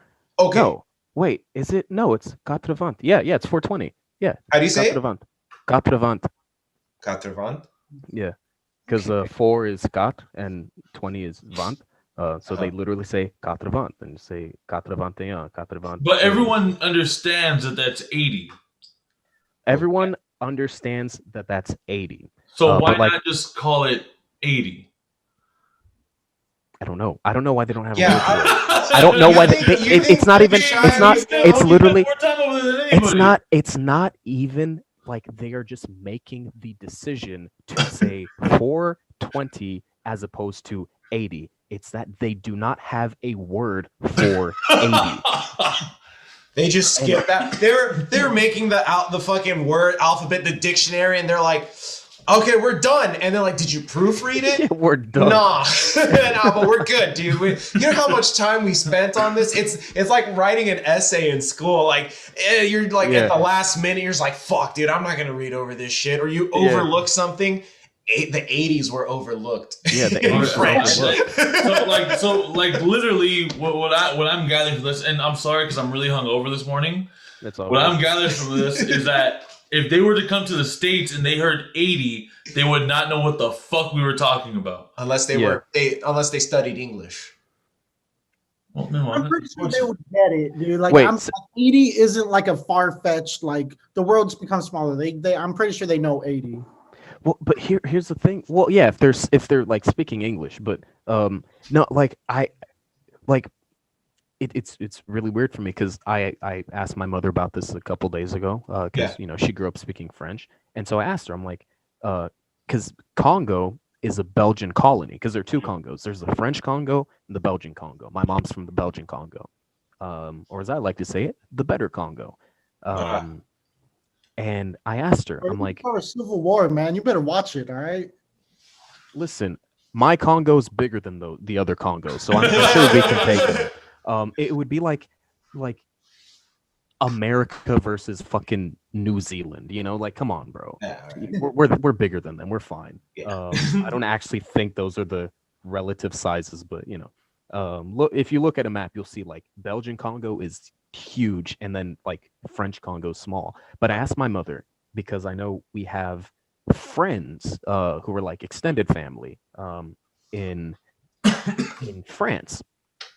So I asked my mother, I was like, when you're speaking in French, because since I learned French in Belgium, I learned, and they teach us some like slight differences here and there between Belgian French and French French. And I asked my mother, I was like, so do you say 90, which is 90, or do you say 90, which is 42010, which is French 90? And she says she has to remember who specifically she is talking to, because if she's talking to someone in the family, she will say 90 because that's what they learned speaking French in a Belgian colony. And then same, we have family in Belgium. But when she's talking to someone that she knows only specifically speaks French from France, then she says 90, which I don't understand. Like, again, maybe they just want to fucking talk more, because 90 is just 90, done. Yeah. 90, it's also 90, but again, it's literally 42010. Huh. It's like a sexier way to say 90. I guess, yeah. Like if someone didn't know and then you said that, like if you said it in like the proper way, it's just like sounds romantic. Like, Yeah. shit, Well, I mean, that's what they say. French is the most romantic language or some shit, I guess. Yeah. Oh, that's super crazy. Oui, Yeah. Ho ho. You will definitely get someone just soaking wet. Say that again. No, Oui. Good job. International man of mystery right here, bro. Mr. Worldwide. Fucking people ass. People ass. You know. Oh man. All right, so let's go back to music. If you Sure. look, Absolutely. what's on your daily playlist for yourself? I'm sure it changes because I'm a musician too, so I know that it's to get that different flow, to get different perspectives. It's always changing. But what's your go-to? Maybe like 5 artists that you always find comfort in. So my main artists, just in general, I would have to say one is Miguel. I really like Miguel. Okay. I really like Michael Jackson, which is kind of a no-brainer for most people. I do like Marvin Gaye. He's one of my favorites. I really like Hall & Oates. I think they're cool. Nice. I dig them. I like a lot of Bruno Mars as well. I like Daniel Caesar. I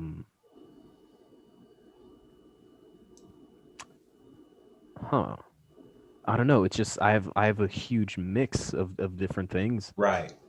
I guess those would be it. Those are the only ones who can come to mind, really. Right. So as growing up, was music introduced to you in a certain way for you to kind of fall into it the way you did, or was this more of like a self-discovery thing, like, oh, I'm really into this, let's see what's going on? Because I come from a musical family. Like my parents met through the Catholic church youth group / choir thing. My dad was a guitarist and singer, and my mom loved singing. And from that, and my dad has always loved music growing up. He never did anything other than church. But as a kid, I always grew up with road, like when we'd go on family vacations or road trips. It was always Simon and Garfunkel, or like old hits like Marvin Gaye, or just Lou Rawls, all this like great old stuff. And the Beatles. My dad's favorite band for a long time was the Beatles. You know, he has like old Led Zeppelin records and stuff like that. You know, so I was introduced to that as a kid, and then also, but for me, for my own self-discovery into music, was Tony Hawk Pro Skater, the video game. That's how I got into punk rock and metal as a 5-6-year-old, not knowing what the hell they were talking about. I was like, yo, this is tight. So that's how I got introduced to music, and then having that family background as music. That's how I got into, you know, starting bands, being in a band I was with, Chris's brother, both brothers were in my band for 8 years. Oh, dope. We were playing for 8 years doing punk rock and stuff like that. And, you know, it was really cool because I was able to bring that old childhood, just like nostalgia of the Tony Hawk Pro Skater games into my music. And so that's kind of just like my background. So like, how did it kind of start out for you? It was mainly my mother, because my dad wasn't really around when I was a kid. So it's mainly my mother. Apparently my dad can sing, so I believe I get it from his side of the family. Cool. Because from what he tells me, like he used to similarly sing in church choir. My mother can't sing, unfortunately, because she really likes to sing, and I have to break her heart sometimes. I'm like, bro, come on. But mainly from her, because, you know, she was born in like 1973. So, you know, when she was growing up in Congo, a lot of Michael Jackson and stuff like that. And since Congolese people, I'm sure Africans in general, and a lot of other cultures, they love to party. And so they were constantly just dancing to like the like funk and pop and all this stuff. And being born in 1996, you know, with the 22-year-old mother, she would listen to like Backstreet Boys and NSYNC. I think Backstreet Boys more than NSYNC, but my mother, she loves all kinds of music. Your mom sounds dope, dude. Everyone loves my mom. I'm telling you, people like her more than me.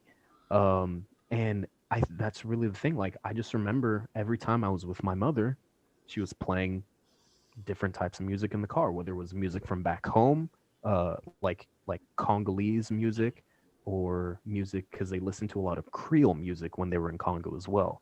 So some of that, or if it was American music or, you know, Western music, it was just all these things that I would always hear as a kid. And, you know, I don't know, maybe it was another way for me to connect specifically with my mother, because I'm not going to, you know, get into my sob story, but for a time I also didn't live with my mom, and she would visit me every single weekend. So I don't know, maybe because of how much my mother loved music and how much she loved enjoying music, dancing, singing, that's kind of what got for me. Like, anytime she would come, she would always bring a karaoke machine, so we would just sing karaoke when I was a kid. I guess it just so happens to work out that I actually am a really fucking good singer. And it just kind of stuck with me from there. Like, I would just sing random things. And like I said, I think 4th or 5th grade is when I started doing show choir. I did show choir all throughout middle school. Like I said earlier, in high school, I started doing sports until my senior year. I went back to show choir. Then 2 years after I graduated, you know, I would always sing, but I wasn't really writing songs. I was just singing along to whatever I was listening to. And then, but I really do think that my interest first began when my mother would come visit me on weekends, and she would bring her karaoke machine and I'd sing the songs with her, you know. So if I had to think about it, because I've never been asked that before, I would have to say that's probably it. That's really cool. I love that. That's great. that was beautiful. Thank you. Yeah, no, that's great. I love hearing because that's one thing I like to look back on. It's just what really inspires people, or when people like to think, when you can reflect and really kind of like come like put it together, like what did it for you, or what got you there. Like, because I for a while I was trying to figure out myself, like what I'm about, what I like, why I do things the way I do. And because I always went through life just thinking like I'm supposed to do this, like being the son of an immigrant family, like you have to you feel like you live up to a certain expectation of things, and you lose kind of this identity of self. You don't really know what you want to do, or you're not sure if the success you envision is the same success that the people that brought you into this world have envisioned for you, because they sacrificed X, Y, and Z so that you can start off with a new A, B, and C. Yeah. So I found through a lot of like just like self-reflection, like kind of just looking back on my past, what got me, why I am the way I am, and why I like the things I like. Yeah. You know, it's almost like autobiographical. You kind of just have, I learned how to be kind of like autobiographical to really understand why I am the way I am. I had to look back at what I liked, my interests, what happened to me, you know, to understand. So then I just remember, you know, like, okay, this is how I grew up. This is what I had. The Tony Hawk video games, you know, just all that with the, you know, the punk rock, and then having musical parents always trying to get me involved in music. Yeah. But then that got kind of like, that faded away later when I was in middle school and high school, and I started showing that I could do well academically. And they were like, nah, dude, that's the ticket, dude. Like, go with that. And for a lot, I realized, you know, growing up, when I got older and I was in college, there were a lot of years when I was just lost. I can say 4 years of my college life I wasted because I didn't know what I was doing. I thought I was doing what other people expected me to do. Yeah. And once I figured out, once I started thinking back on those things that made me the way I am and made me like the things I liked, and talking to people about how I used to be, like I finally had a conversation with my dad, and I was like, he was telling me something like, yo, when you were a little kid, we went to the fucking bank one time and we were in line to go talk to the teller, and you were just spewing out this shit like, yo, that'd be a good spot for a trap door. Or imagine if some ninja came out of that fucking window or something, and my dad and this guy in front of us was laughing and telling my dad, like, you got a weirdly creative kid there. Like, what the fuck? Can we just acknowledge about what just happened? What was that? That bag went from like over there and like it fucking got dragged over there. What the fuck? What? I swear to God. We got it on camera. Yeah. You think? Your body's right here. Dude. Shut the fuck. I saw it in my peripheral, and that's why I looked back. That. But you were having like a moment. Well, I heard something. I heard something I heard move. it too. Yeah. God damn it, you guys. I was trying to not think my place might be haunted. That's all right. But so one night, and this, I try to forget. I try to put it in the back of my head. So I was setting up, you know, my bed to sleep. I turned my TV so that I could see it while I'm laying down. And then fucking, I get up to go to the bathroom. And mind you, I had been laying down on my bed where the pillows are, you know, my phone was. So I'm laying down looking at my phone, right? Like everyone knows that position, laying down looking at your phone. And then I had to go pee. So I go to the bathroom, and then I come back, and my car keys are next to my pillow on the bed. But I would remember them being there because that's where my hand would have been. Yeah. With my shit. And I was like, no. Unless you were like laying on your damn keys, right? Yeah. But you would feel that. No, you just didn't notice they were there, dude. Like, you're fine. And I just put it back. And then one night I woke up and I looked over towards where my door is, and I thought I saw just like bright light, like as if my door was open. I was like, oh, fuck. So you have that moment, like, you know, when you're sleeping, you wake up and you think you see a figure, you kind of have that like fight or flight panic. I had that, and I was like, fuck. Do I just close my eyes, or do I go for it? The second time Memo got up, it wasn't because he had to pee. It's because we heard like scratching at the door. Yeah. I think I heard that too. Yeah. Well, here's the thing. My grandma's sister is a nun, so if you need some holy water, I got the plug, bro. Dude, you know what? You know what I forgot to do? I forgot to sage this. I just moved in like a month ago, like 2 months ago. Into this fucking house. Oh, my Aztec death whistle. You think? No, that man, might I've be- heard that. Oh my god. Yeah, dude, I got it right here. The Aztec death God. whistle. Yeah, That I'm not thing gonna do it sounds on here because it's gonna sound horrendous. like shit over Zoom, anyways. Yeah, but yeah. No, So- I've heard that sound before. Too. yeah, it's fucking great. Joe Rogan. That's where I heard it. So yeah, like that's what I was saying. I was trying to figure out my life, and then I look back on things, and then yeah, when my dad told me that, I was like, see, I always had this knack for trying to be creative. Yeah. Or like trying to think of, just random scenarios. And I had this, I didn't know that I had this creativity inside me. I had always pushed it aside because I was like, I'm supposed to be the engineer. I'm supposed to be the doctor or some shit because I was good at math and science growing up. Yeah. But it wasn't what I was passionate about. And then when I finally got into YouTube stuff and then doing this and then meeting Willie and, getting the podcast all together, I realized like, oh, okay. And before that, I switched majors in college. I was a bio major, and I switched to film and television. Yeah. That's like a fucking polar opposite. Yeah, absolutely. Yeah, and that's when I realized, you figure it out. But for me, it was suppressed. I felt like I suppressed it because I didn't have an understanding. Yeah. So that's why I was like asking other creatives and artists, like, oh, when did you realize this, or how were you brought up, so that you kind of knew like, oh, I this is me, this is part of me. Yeah. Yeah, I know my grandfather is a professor, so of course he wanted me to do something like that. And my mom's eldest sister, she used to be a doctor, now she's hospital administration, and she's always wanted me to be a doctor. And I similarly just wasn't really what I was into. right.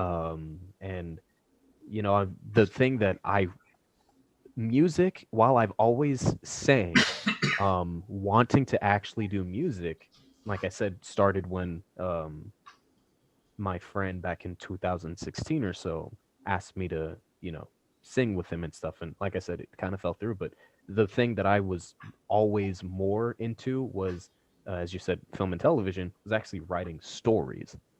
That is something that I do from time to time. And I do know the source of that.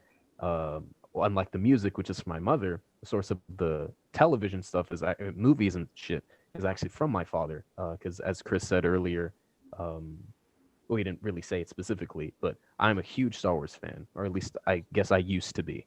Because fuck Disney Wars. But Damn. yeah. All right. But when I was a kid, and my dad being a huge Star Wars fan, as he was born in 1969, so he was alive when he was like 8 years old when the original movie came out. He used to watch it when I was like a baby, and I know he's told me the story of when he was watching A New Hope back in the 90s, and I was like 6 months old, just crawling around playing with my toys. It's like as soon as I heard Darth Vader speak, he said I stopped doing what I was doing and I just started watching the movie. And he's like, I didn't stop watching until I, fell asleep because I was a kid. Yeah. And so that's one thing I always remembered, even back when my father and I were not in each other's lives growing up. It's like Star Wars has always been my thing, and getting into the books and the comics and all that stuff was like the stories that were being told. And that is kind of what inspired me to write creative stories and shit like that too. So I guess the two artistic parts of me when it comes to music and writing stories and stuff, it's one from mother, one from my father, I guess. That's pretty cool. Yeah. Yeah. That's nice. Oh man. So you don't fuck with the newest Star Wars? None of them. Absolutely not. No. Not It's even Rogue illegitimate. One. It's Not Rogue illegitimate. One, Rogue One sucks. Rogue? You don't like Rogue One, dude? No, I don't. Oh damn. It's boring, unnecessary, and the ending messes up the introduction of A New Hope. Hot take. I got all the hot takes when it comes to Star Wars. Come on. Damn, dude. That's a whole separate podcast. Yeah, dude, that's a podcast in itself. Holy shit. So of the 6 that count, yeah. Which one's your favorite? Which one's my favorite, or which one do I think is the best? All right, which one do you think is the best? Yeah, I think the original is the best. the first. A New Yes. Hope. A New Hope. I think A New Hope is the best. Revenge of the Sith is my favorite. Wow. Okay. Yeah. Wow. Okay. Cool. Yeah. All right. Anytime I moved into a new place, which hasn't been many, but every time I've moved into a new place, the first 2 movies that I have to watch are Revenge of the Sith and A New Hope. Wow. Okay. Which order do you watch? Do you watch Revenge and then New Hope, or do you watch New Hope and then Revenge? Doesn't matter. It depends. Yeah, it depends. Okay. Sometimes I watch. It depends on what I'm feeling like at the time. Right. Okay. All right. Cool. Dope. Yeah. Well, I think that's gonna wrap up this podcast. Isaiah, your single Paradise. Where can they find it? You can listen to it by searching Shai, that's spelled Shai, Amos, spelled Amos, on Spotify. Shai Amos Paradise. Same for Apple Music, or if you want to actually be a real one and buy it, you can do iTunes. Preferably, do all of them. Listen to it more; it'll be great, and you'll enjoy it. You can also, I guess, when I distributed it through the company that I did, they put it on YouTube, so you can also find it on YouTube, but it's not associated with me yet, at least. It's not like my YouTube channel. So yeah, I would say, Spotify, Apple Music, or iTunes, Shai Amos Paradise. Oh yeah. And Awesome. if Thank you you want for- to follow one of those, so you can keep up with the new songs that are coming out, or follow me on Instagram. It's also Shai Amos. I post updates there when songs are coming out, and random stories, because I like memes. Yeah. all his links and anything will be in the description, so everyone will see that. So we'll be G2G, and then we'll probably post a little clip of a sound bit of the song right after that. Oh, that'd be great. Yeah. It's a good song, man. Honestly, I'm really, really proud of you for that, man. Thank you. Yeah, the first thing I noticed, I was like, I fuck with this instrumental real Yeah, hard. yeah. Like, Yeah. the track is just fucking great. Yeah, I appreciate that. I was playing it this morning when I was playing 2K, and then my brother Michael was like, "That's Isaiah." I'm like, "Yeah, right." Like, I know. Yeah. Yeah, I really, for if you guys listening to it, I do appreciate that. I really do, and I'm more happy with the fact that people are actually liking the song. Because I know people will listen to it, like my friends and family, just to support me, but I'm happier knowing that they're supporting me and they're actually liking the song, as opposed to me putting out like some trash. And they're like, yeah, you're my friend, but you know what I mean? Right. Yeah, I appreciate it. Thank you so much for being on this podcast. Yeah, thank you. It was a lot of fun. It was a great time, man. Super Yeah. fun. Thank you for listening to or watching us on for anything for the podcast. My name is Chris, I'm Willie. And I am Memo. and we'll see you guys next week. Whoa, hasta la verga. And then take me to